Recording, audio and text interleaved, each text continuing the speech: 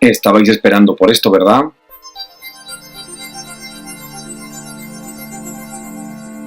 Muy buenas, bienvenidos a Cine vs Pelis una semana más. Tenemos que agradeceros la acogida del anterior programa y la acogida de todos los programas que hacemos realmente. Programas como este son de los más complejos de hacer, pero a la vez de los más satisfactorios. Porque uno se da la oportunidad de volver a ver estas películas, estas grandes películas, para así poder confeccionar estas listas. Por eso, antes de nada, os lo voy a pedir de nuevo.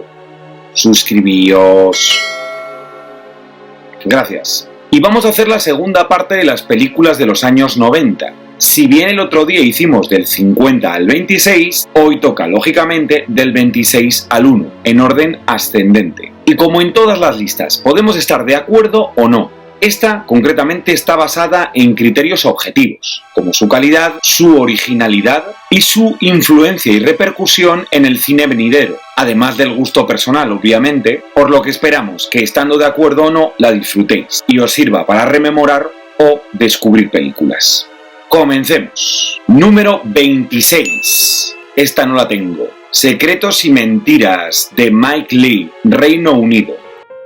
Melodrama sobre la clase media británica, es un fantástico film sobre secretos familiares, problemas nunca solucionados, heridas sin cerrar y llamadas a la comprensión. Personajes de carne y hueso encarnados por impresionantes actrices y actores de primerísimo primer nivel. Drama que funciona a ratos como comedia, en el que cualquier persona puede sentirse identificado. Brillante. Número 24. Desmontando a Harry, de Woody Allen, Estados Unidos. El gran Woody de los 90, en esta historia única sobre la creación, los creadores, el ego de estos que les hace inventar su propia realidad y por lo tanto despreciar a la misma realidad, incluyendo a las personas que utilizan egoístamente. Divertidísima y profunda comedia que utiliza el realismo mágico, en la que los personajes de la novela del escritor se convierten en reales. Utiliza elementos de la Nouvelle Vague, como su arriesgado montaje en Junkers. Un film que gana con el tiempo. Número 23. Caro Diario, de Nanni Moretti, Italia. Nos gusta el cine que se arriesga y propone cosas distintas. Y aquí, el director y actor Nanni Moretti utiliza una narrativa original y muy personal para darnos un punto de vista respecto a la vida, de forma muy cómica, en la que no interpreta ningún personaje, sino que se muestra como sí mismo a lo largo de 3 hilarantes y reflexivos episodios, destacando sobre todo el primero, sobre sus viajes en moto por Roma durante el verano. Una joyita. Número 22. Barton Fink, de Joel Cohen, Hermanos Cohen, Estados Unidos. Los reyes de los 90, con el permiso de Quentin, claro, los hermanos y en cualquier gran festival. Número 21. Medianoche en el jardín del bien y el mal, Clint Eastwood, Estados Unidos. Edición comprada en su día, de cartón, si es que no está editada en Blu-ray. Uno de los films menos conocidos de Clint, porque principalmente no actúa aquí, pero sin duda es uno de sus mejores. La premisa de contar la investigación y el posterior juicio de un periodista neoyorquino acerca del asesinato de un joven por parte de un hombre de alta clase y de la alta sociedad en una conservadora ciudad sureña es una excusa para hablar de filosofía, ciencias ocultas, espiritualidad, con un envoltorio de misterio y thriller tranquilo que aboga por la aceptación entre diferentes, el respeto, la sexualidad. Cine clásico con propuestas muy modernas y protagonizada por el gran actor de los últimos tiempos, el ahora denostado Kevin Spacey. Número 20. Lone Star, de John Sayles, Estados Unidos. Western moderno de un director tan interesante como John Sayles, que intenta reconstruir el pasado en una población limítrofe con México aquejada de la inmigración ilegal, film no apto para Trump y adeptos, por la aparición de un cadáver en el desierto acompañado de una estrella de sheriff. Mediante la investigación del sheriff actual, fantástico Chris Cooper, hijo de otro sheriff que en flashback es Matthew McConaughey, va reconstruyendo poco a poco el pasado para mostrar como Rashomon de Kurosawa las diferentes caras y cruces de la misma moneda, teniendo que sacar el espectador sus propias conclusiones. Película que huye de los maniqueísmos y resulta sorprendente a cada pieza que nos hace completar del puzzle. Número 19. Keep Cool de Zhang Yimou o Yimou Zhang, China. Podíamos haber incluido El camino a casa o Ni uno menos en esta lista, pero nos quedamos con Mantén la calma, porque es un film que representa muy bien esta década, llena de modernidades frente a lo más clásico. Comedia desternillante acerca de un hombre que vende libros, pero no los lee, y eso se nota, que está obsesionado por una chica a la que persigue hasta meterse en serios problemas con un mafioso y cómo implica a un pobre hombre que pasaba simplemente por allí. Reflexión hilarante acerca de cómo la ira en un momento determinado nos puede afectar a todos y cómo debemos apartarnos de ella y de sus locas consecuencias. Filmado con una modernidad tremenda, fue el inicio de la transición del formato analógico al digital, con permiso del dogma. Número 18. Atrapado por su pasado, de Brian De Palma, Carlitos Way. Tengo un amigo que le gusta tanto que dice que es Carlitos Guay del Paraguay. No os voy a decir su nombre para que no me tiréis tomates. Para la prestigiosa revista Cahiers du Cinéma, esta fue la mejor película de los años 90. En nuestra lista se tendrá que conformar con este puesto, valorando el trabajo de su director como una gran película. Un film neo-noir en el que nos cuenta la redención de Carlito Brigante, un ex-traficante en los años 70, en la época de la disco. De Palma filma de forma impresionante, creando casi una estética con esta película que se la suele comparar a menudo con Scarface, pero la gana por goleada. Personajes con los que empatizas a lo Scorsese, pero con ese calado romántico y trágico que la hacen diferencial. La larguísima secuencia de persecución en el metro que continúa luego en la estación, aparte de ser un prodigio técnico, es una ópera del director sobre los acordes de Patrick Doyle.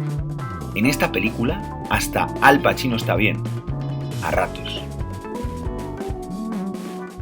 Número 17. Esa tampoco la tengo. La princesa Mononoke de Hayao Miyazaki, Japón.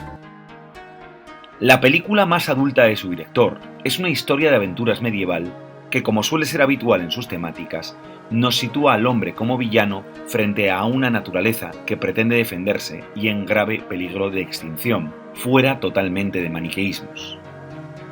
Film de una fantasía desbordante, la creación de esos personajes tanto a nivel diseño como sus personalidades y complejidades solo puede ser obra de un genio, uno de los grandes de nuestros tiempos y haciendo cine-animación. Número 16. El silencio de los corderos, de Jonathan Demme, Estados Unidos. La gran película de este subgénero. Por sorpresivo que parezca, la trama policíaca es un MacGuffin, una cortina de humo, para hablar de la historia de una mujer con sus traumas personales, la agente Clarice Starling, en un mundo de hombres que la tratan como objeto sexual y la infravaloran a pesar de tener unas capacidades superiores a todos, y el único hombre que la trata con respeto y educación es un psicópata caníbal llamado Hannibal Lecter. Este film es un auténtico clásico, bien filmada, increíblemente bien montada, con un ritmo pausado y sorpresivo, influido por lo más influyente en aquel momento que era Twin Peaks de televisión de David Lynch. Jodie Foster, Anthony Hopkins, imprescindible. Número 15. Jackie Brown, Quentin Tarantino, Estados Unidos. Increíble film infravalorado en su día y que va ganando con el tiempo, a pesar de que algunos ya lo defendimos entonces. Tarantino, que estaba en racha, tenía esa extraña habilidad para reciclar un género denostado y hacer un buen film, como es aquí la Blaxploitation de los 70, y rescatando también a la fantástica Pam Grier. Película neo-noir con ínfulas de Palma y Scorsese, pero sin dejar de ser el mismo, filmado primorosamente y que alterna el thriller con la comedia con una pasmosidad, además de ser con casi toda seguridad el film más profundo de su director. Número 14. Hanabi, Flores de Fuego, Takeshi Kitano, Japón. Fue el descubrimiento mundial de su director y actor cuando este film ganó por merecimiento el León de Venecia, con este thriller dramático brutal en el más excelso de sus sentidos.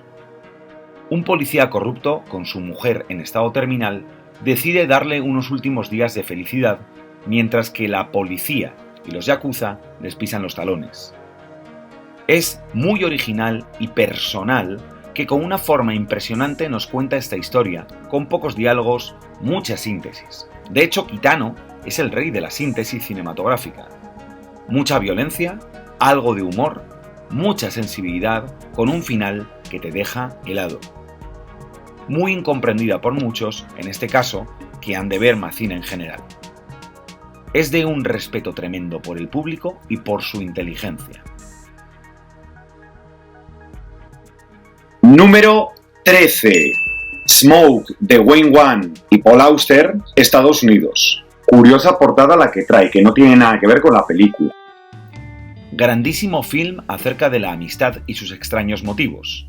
Historias cruzadas de personajes de carne y hueso, fue inspirado por el relato del Premio Príncipe de Asturias y uno de los mejores escritores de los últimos 40 años, Paul Auster, sobre el cuento de Navidad de Ogi Ren, que fascinó al director japonés Wayne Wan, y juntos así elaboraron esta maravilla de la sencillez, con ese increíble guión y esos actores, genios como William Hurt o Harvey Keitel, o incluso Forest Whitaker, con los que es imposible que tengamos un mal resultado.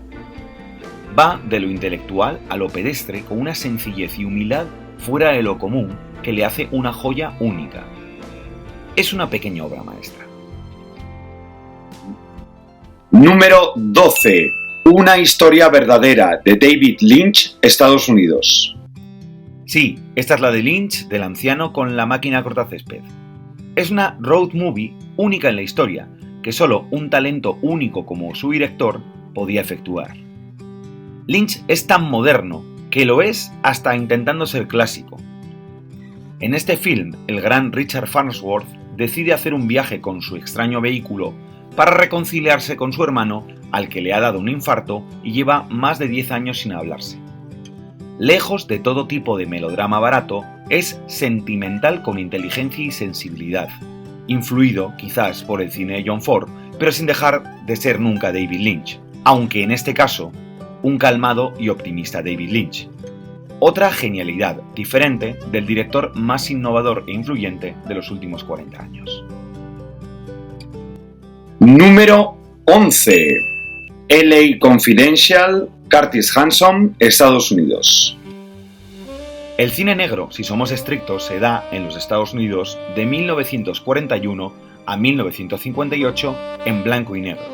Lo que vino después es homenaje o neo-noir, pero si consideramos esta adaptación de James Ellroy como cine negro con estas excepciones, probablemente sea la mejor película de este género en su historia, superando a clásicos como El halcón maltés o Perdición. A muchos les sonará herejía lo que acabo de decir, pero el film de Curtis Hanson es perfecto. Thriller sobre la corrupción policial en los años 50, tiene una enrevesada y perfecta trama que funciona como un reloj, con sus giros, golpes de efecto, con un clasicismo sin concesiones que le hace ser superior a los originales precisamente por no ser artificiosa, tirar más hacia el realismo y contar todo lo que no se podía contar en aquellos años por culpa del código Hays. El reparto, por otra parte, es impresionante, encabezado por Kevin Spacey, su tercer film en este ranking, más los que quedan, con Russell Crowe, Guy Pearce, Kim Basinger, James Cromwell, Danny DeVito, David Strathairn. Brutal.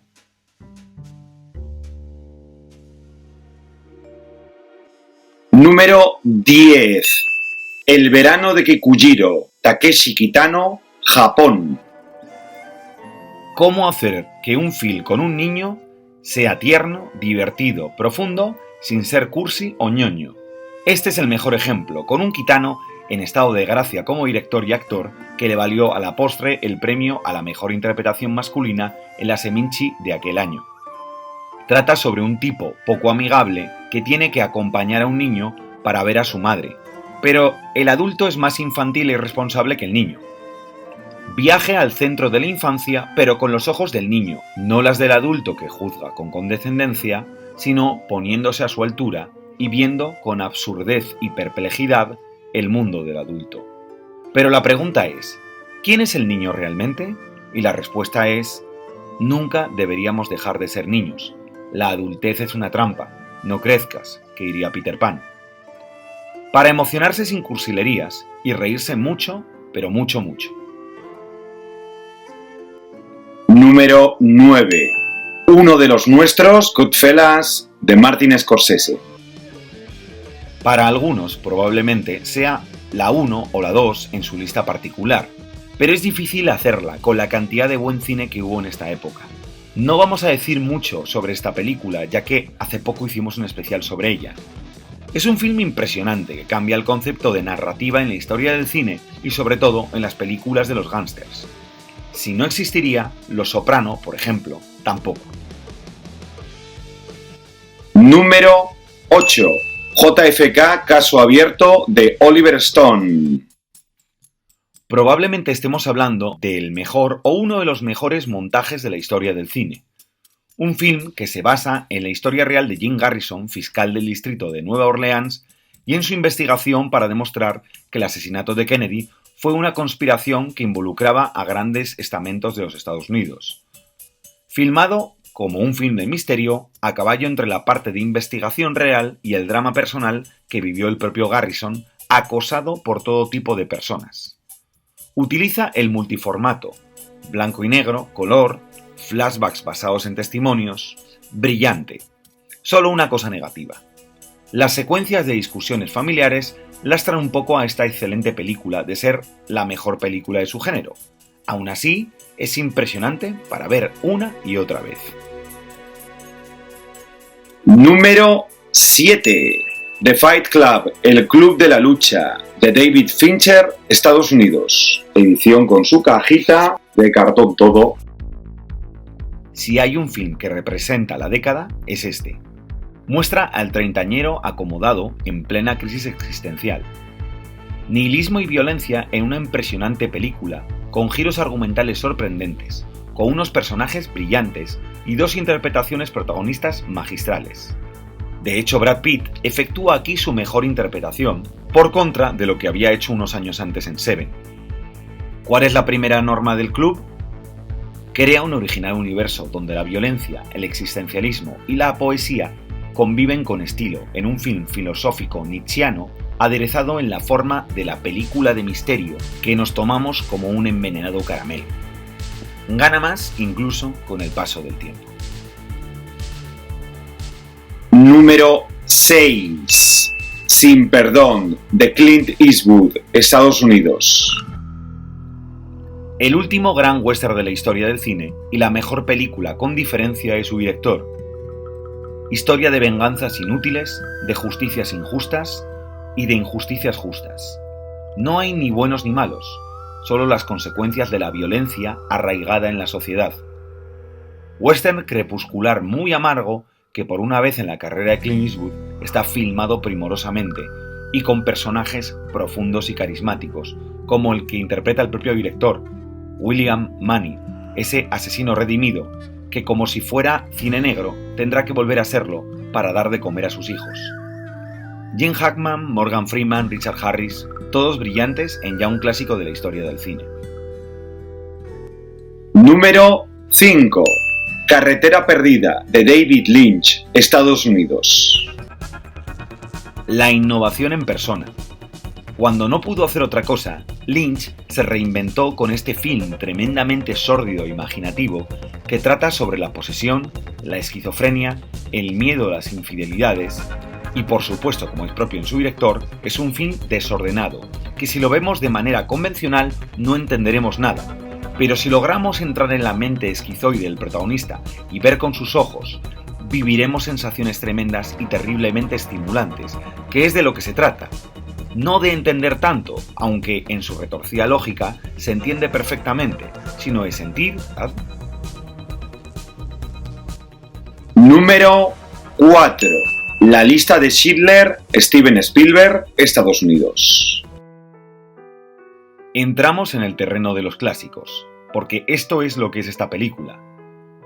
¿Cómo Spielberg nos puede hacer un film sobre el Holocausto que sea impactante, reflexivo y a la vez divertido, con 3 horas de duración? La transformación de Oskar Schindler, este empresario alemán que pasa de aprovecharse de los judíos alemanes a ser su salvador, y todo ese proceso intermedio tratado con rigurosidad, sutileza y lleno de matices. Se aleja de maniqueísmos y hasta el malo más malo tiene sus tormentos e intenta analizarle. El atrevimiento de rodar un film de blockbuster en blanco y negro con la impecable fotografía de Janusz Kaminski. En fin, una obra maestra. Fue la consagración de Spielberg para la crítica internacional porque, por sorpresivo que parezca, en ese momento no era un director reconocido más que para el público. Vamos con ese podio. En el número 3, Fargo, de Joel Cohen, hermanos Cohen, Estados Unidos. Un film que perfectamente podría ocupar el número 1 de esta lista. Profundo análisis del origen de la violencia en los Estados Unidos, pero cómo la amabilidad envuelve dicha violencia y todo ello con un humor realista desternillante. Es la obra maestra de sus directores, donde ponen toda la carne en el asador y plasman su universo particular mejor que nunca. Es decir, personajes idiotas y las consecuencias de sus idioteces. Es un film noir en la nieve, que ha creado escuela e influencias, desde películas a su propia serie, que se queda lejos de la calidad del film, donde cada personaje está brutalmente bien definido y está redondeado con la calidad de sus intérpretes. La policía embarazada, que encarna la genial Frances McDormand, a la postre ganadora del Oscar a Mejor Actriz, William Macy, Steve Buscemi, Peter Stormare, reparto genial para un film único en su guión, en su ritmo, en su dirección, en su fotografía. Vaya trabajo el de Roger Deakins con el color blanco, el color más difícil de filmar en el cine. Una genialidad influyente como pocas. En el número 2, aquí va a haber sorpresas, porque esta os esperáis que esté en el número 1. Sí, Pulp Fiction, de Quentin Tarantino. Quentin Tarantino, ¿por qué no vuelves a hacer películas como esta? Y atención, en el número 1, no os lo vais a esperar. Tarán. Sospechosos habituales, de Bryan Singer, Estados Unidos. Y aquí soy objetivo y no lo soy. Soy objetivo porque es una grandísima película y no soy tan objetivo porque esta es la película que hizo que yo hoy sea director. Todo por ese actor, el ahora denostado, pero más completo de los últimos tiempos, Kevin Spacey, a la postre ganador. Y hasta aquí este ranking que hemos disfrutado mucho, aunque volvemos a reconocer su complejidad. Haremos más programas especiales y concretamente críticas a la carta. Si queréis peticiones expresas de películas que queráis que critiquemos, dejadlo en comentarios y os pondremos condiciones. Facilitas, claro. De nuevo, gracias a todos por estar ahí y ya sabéis, nos vemos en los cines.